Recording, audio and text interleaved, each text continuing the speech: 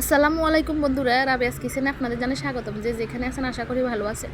আজকে আমরা রান্না করব কচুর ফুল। এটা একবার রান্না করে খেলে স্বাদ বলতে পারবে না, এতটাই মজাদার। এই ফুলটা এক এক এলাকায় এক এক নামে পরিচিত। এটা আমি প্রথমে কেটে নিব।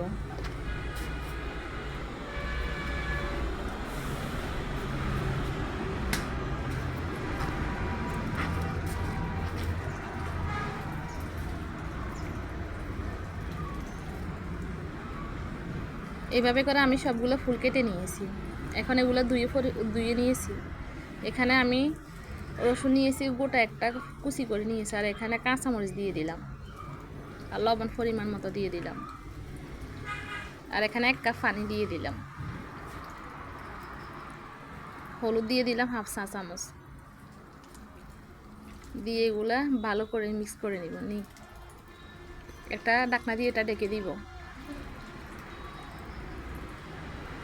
কিছুক্ষণ পরে এগুলো আমি ঢাকনাটা সরিয়ে এগুলো উল্টিয়ে দিব।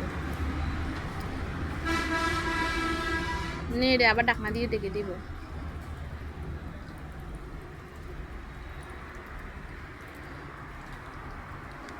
ফুলের পানিটা একদম শুকিয়ে গেছে, দেখেন।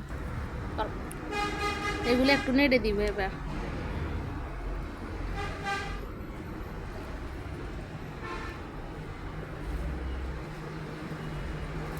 এখন আমি ফুলগুলো নামিয়ে নিব।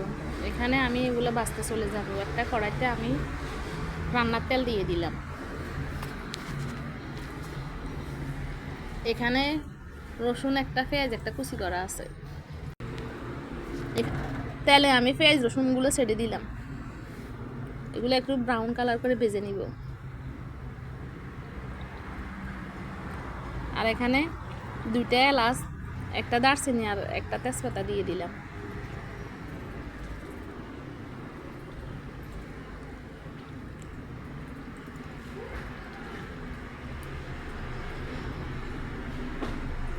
ভাজা হয়ে গেলে এখানে আমি কচুর ফুলগুলো দিয়ে দিব।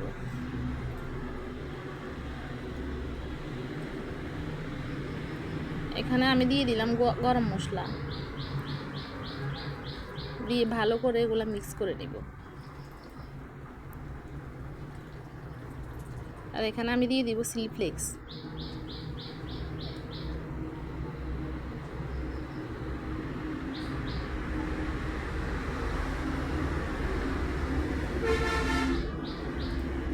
নেড়ে ছেড়ে এগুলো ভালো করে ভেজে নিব।